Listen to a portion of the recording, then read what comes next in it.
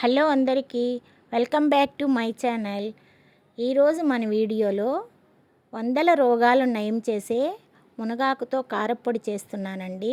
ఇది వేడి వేడి అన్నంలోకైనా ఇడ్లీలోకైనా నెయ్యి వేసుకుని తింటే సూపర్గా ఉంటుందండి. మన చుట్టుపక్కల మునగ చెట్లు ఉంటాయి. లో కాస్ట్ నో కాస్ట్ అండి, అంటే కాస్ట్ లేకుండా తెచ్చుకోవచ్చు. చాలా తక్కువ రేటుకే వచ్చేస్తుంది. ఈ కారప్పొడి కోసం మరీ ముదురుది కాదు, మరీ లేతది కాదు, మీడియం సైజు ఉండే ఆకులు తెచ్చుకొని బాగా ఆకులు ఒలుచుకోవాలండి. ఒలిచిన ఆకుల్ని ఒక గిన్నెలోకి వేసుకొని శుభ్రంగా వాటర్ పోసి కడిగి పెట్టుకోవాలండి. ఈ మునగాకులో యాంటీ ఆక్సిడెంట్లు ఎక్కువగా ఉండడం వల్ల రోగనిరోధక శక్తి వస్తుంది. ఏ విటమిన్ ఉంటుంది పుష్కలంగా, కంటి చూపుని మెరుగుపరుస్తుందండి. ఇలా మునగాకులో చాలా ఔషధ గుణాలు ఉన్నాయండి. ఈ మునగాకుని బాగా కడిగి స్టెయినర్లో వేసుకొని వాటర్ అంతా పోయిందండి. ఇప్పుడు ఆకుని ఒక క్లాత్ మీద వేసుకొని ఒక అరగంట పాటు బాగా ఆరనివ్వాలి. తడి ఉండకూడదు ఆకులో, ఎందుకంటే పొడి నిల్వ ఉండాలి కాబట్టి తేమ లేకుండా ఆకుని బాగా ఆరబెట్టుకోవాలి. మరీ ఎండలో కాదు, మరీ నీడలో కాదండి. ఫ్యాన్ గాలికైనా ఆకు బాగా ఆరిపోతుంది. పొడి పొడిగా రావాలి ఆకు, అలా ఆరనివ్వాలి. ఇప్పుడు పొడిని ప్రిపేర్ చేసుకుందామండి. దీనికోసం ప్యాన్ పెట్టి 1 స్పూన్ ఆయిల్ వేసి 2 స్పూన్లు పచ్చెనగపప్పు, 2 స్పూన్ల మినప్పప్పు, 2 స్పూన్ల కందిపప్పు వేసుకోవాలి. కందిపప్పు ఇష్టం లేని వాళ్ళు వేరుశనగపప్పు, నువ్వులైనా వేసుకోవచ్చు. ఇప్పుడు 1 స్పూన్ జీలకర్ర, 1 స్పూన్ ధనియాలు వేసుకొని ఈ పప్పులన్నిటినీ మీడియం ఫ్లేమ్లో బాగా వేగనివ్వాలి. పప్పులు బాగా ఫ్రై అయ్యాక ప్లేట్లోకి తీసి పక్కన పెట్టుకోవాలి.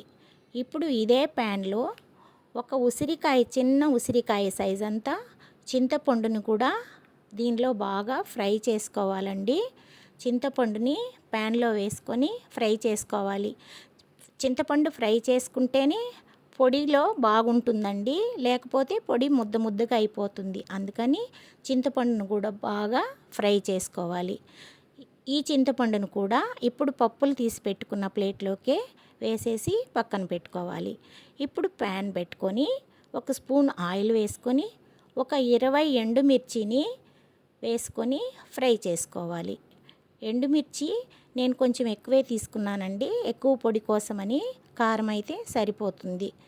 ఎండుమిర్చిని కూడా బాగా ఫ్రై చేసుకొని ఇప్పుడు మనం ముందుగా వేపి పెట్టుకున్న పప్పులు, ఎండుమిర్చి అన్నీ కలిపి పక్కన పెట్టుకోవాలి.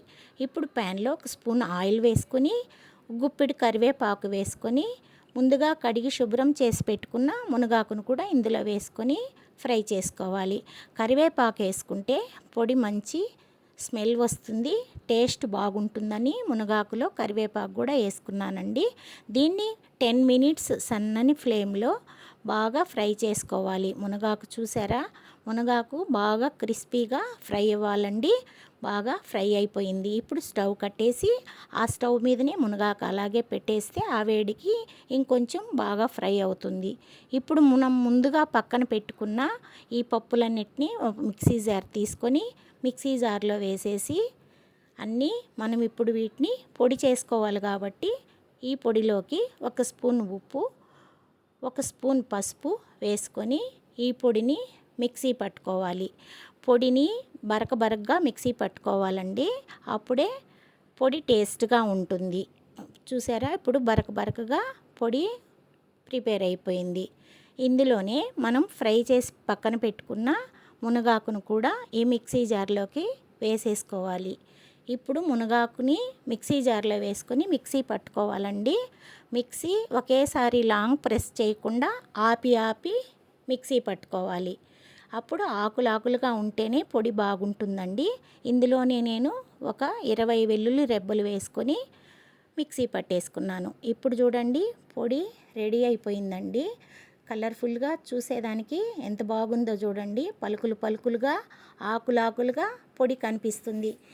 ఇలా ఉంటేనే పొడి రుచి అదిరిపోతుందండి. ఇప్పుడు కమ్మని రుచికరమైన మునగాకు కారప్పొడి రెడీ అయిపోయిందండి. ఇది 4 నెలల పాటు నిలవ ఉంటుంది.